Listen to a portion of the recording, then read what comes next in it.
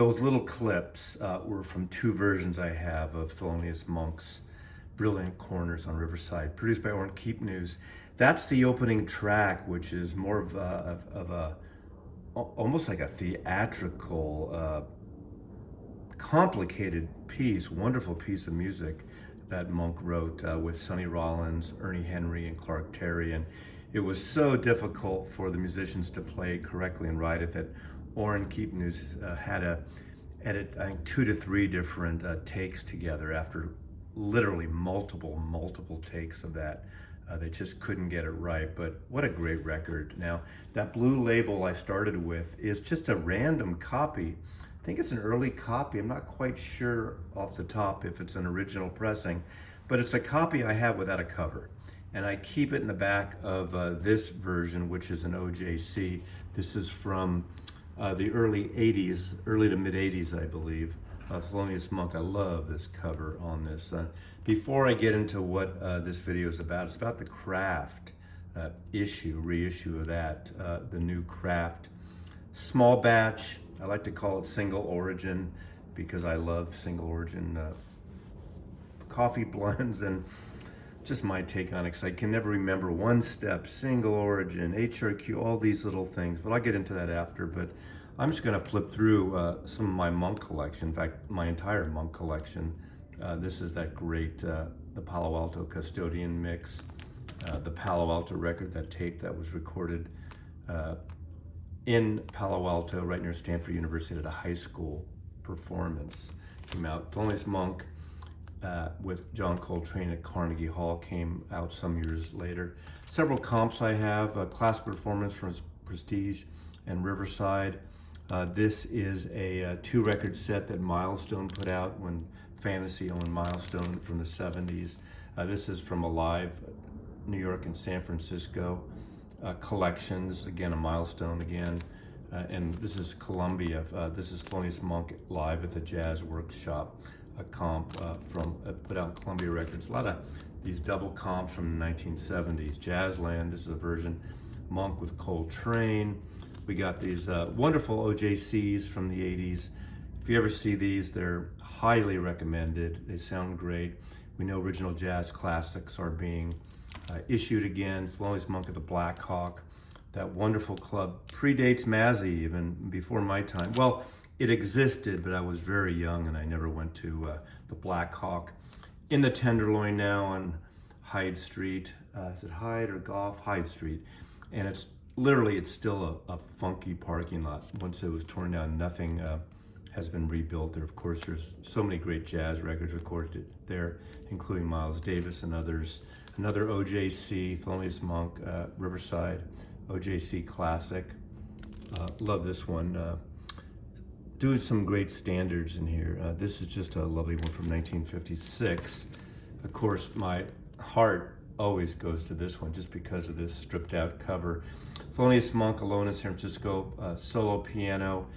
He recorded this in North Beach. North Beach, just we're adjacent to Chinatown in San Francisco, at a club that became Club Fugazi, and for years Beach Blanket Babylon played in that club. I didn't know that till years later that that's where this was recorded. Wonderful, wonderful record, wonderful solo record. This is from basically the 1960 Dangerous Liaisons, the original, the French version where Monk did the soundtrack. This is, I think, a Sam Records edition. Improvisation with Charlie Rouse, Barney Willen, of course Monk, Sam Jones, double bass, Art Taylor for that French film. If you come across this, it's a must-have. It's available in compact disc and vinyl. Just love that cover with that. You can't see in this picture much, but that Asian Chinese hat he wore during that time. Classic quartet, excuse me, with Charlie Rouse, Butch Warren, and Frankie Dunlop. This is a candid release, and of course several of the records he did for Columbia. Crisscross, with this wild photography, this art direction of this image for Underground on Columbia. Straight Note Chaser, another great solo album by Monk. His solo work is just so beautiful. Monk's Dream, the Monk Quartet, And of course, these back-to-back Monk Big Band Quartet in Concert and Monk. This is a Columbia release as well.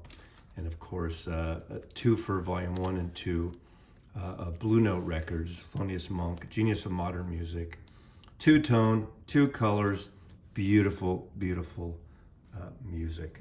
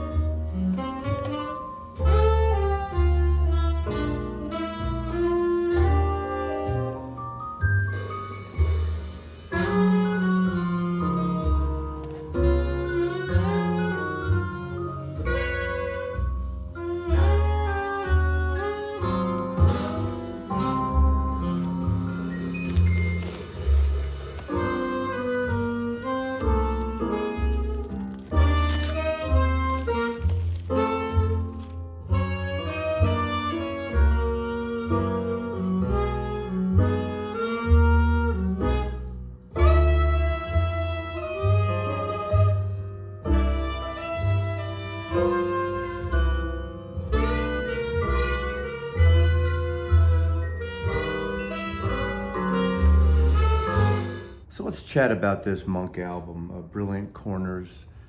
Talk about the music, talk about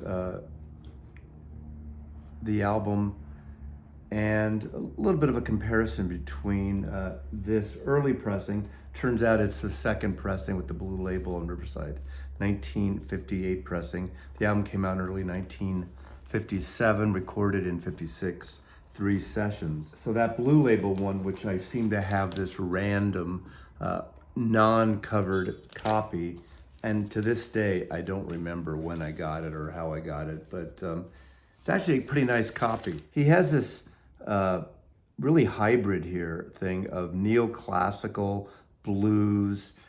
It is hard bop, but it really comes out of the bebop era. I think there's some parts of it that you can hear things where it wouldn't be strange to be on a Dizzy Gillespie album, I think, or Duke Ellington for that matter.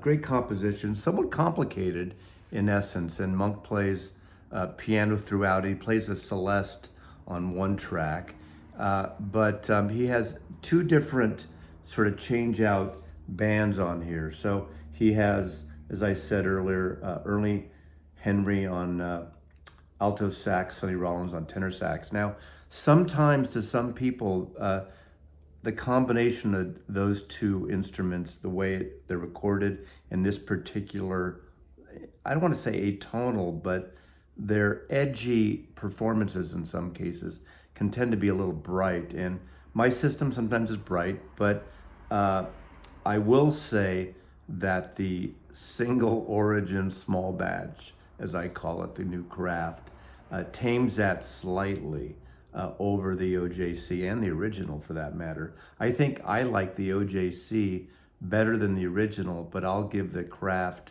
overall, I guess cut to the chase here, the craft small batch has an edge, not by a lot.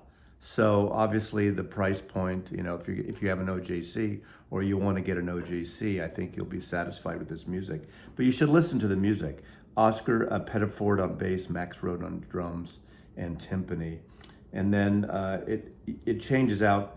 Clark Terry plays on trumpet, replaces Henry, the alto sax player. Paul Chambers on bass replaces Pettiford.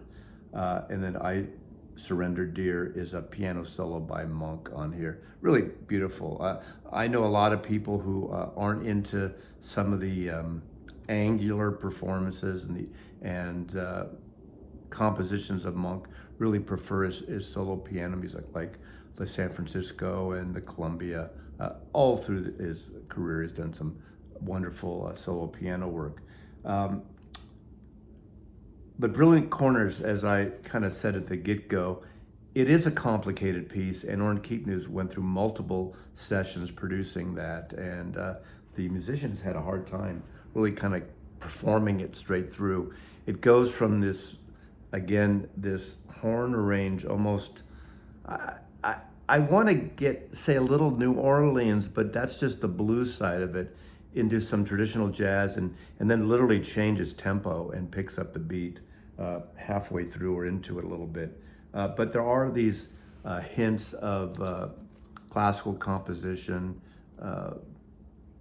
more theatrical type of music. If you have an OJC and you can get those fairly inexpensively, that's probably where you want to be, unless you're a huge fan of this music. I love this record quite a bit, so I really wanted and I was curious about it. I was kind of surprised that the small batch seems a little more washed out and not as saturated as the OJC. This is a later OJC. This is done in the early 80s.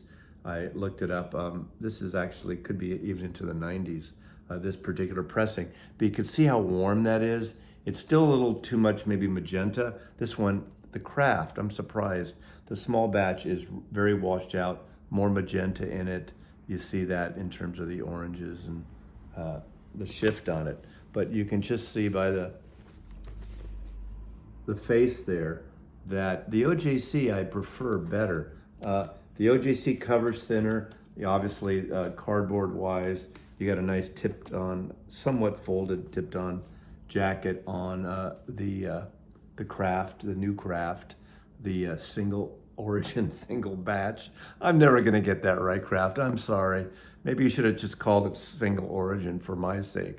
Let's placate Mazzy and just change the whole name of this series, or someone needs to do a single batch series of records and thank me in every version of it. The new Craft does not have a barcode, whereas the OJC does. I don't really care about that. The label on the small batch emulates the original label, the original Riverside, and the vinyl uses their Super Duper vinyl, has that sort of see-through transparency, which is quite nice. Quiet pressing, flat pressing, dead, really well pressed, but I can see for miles and miles on this. Not that miles, but I can see a distance. My 1958 copy, you'll see, is a deep groove there. You can kind of see it. It's a lovely label. Again, so they emulated the original pressing from 1957 on Riverside. Again, quiet pressing, really wonderful pressing on that. The OJC I have does sort of a hybrid. It goes with the original, but it goes in this kind of weirdish shade of a light green. I don't know why they did that instead of the white. I don't quite like that. It's more of a green tone on that. So I'm not really super happy with that. It's actually a pretty quiet record as well. So the OJC would satisfy most people. Now again, going into more detail on the small batch, it has a fold-out cover showing the original master tape, which is taken from all analog there. And it has an essay on the history of the album written last year by Ashley Kahn. Again, shows the tape box, the tape reels, and talks about the recording and the music of the time. They started recording this just around the time of Monk's 40th birthday, so you get a sense of what was happening. And those of you who have watched me for at least more than one video knows my take on extra packaging and boxes for these limited edition and these kind of audiophile like editions. I would say out of all of them, out of the UHQR, out of the One Step, I like the ones Craft does best here. It is narrow. Do you need a slipcase? Probably not. But it's like book editions, special book editions, volumes that come in a little slipcase as a maybe an inaugural version or a signed edition. So it's done well with the little inset, like plastic-like image with the different color ribbon than before, and it's easy to pull out the volume here. So I would say that's a success for what it is. Again, is it necessary? No, it's not, but I like the way it's done. It's sort of a black on black, blind embossed. It's hard to see here in the light, and it has the title of the album, Thelonious Monk. And I am number 2968, mastered from tape by Bernie Grundman, I should say that. RTI's one-step lacquer process. That's the extra bit too you get from these sort of records. So that is my overview of Thelonious Monk's wonderful album, Brilliant Corner. It's a brilliant album. It really is. It's an important album as well. Now, sometimes importance, you think you have to study it and read up on it and know it, and you just want music to enjoy, and I get that. For the uninitiated into Thelonious Monk, I wouldn't start here with this, but it's still an important album in the entire Monk discography. So thanks for watching. I hope that gave you an overview, an honest overview, because that's all I will ever give and share when I do these comparisons, which I don't do very often, but every once in a while, like in this type of music, and since I have several copies, I just thought it'd be fun to do. Anyway, thanks for watching. Mazzy loves you.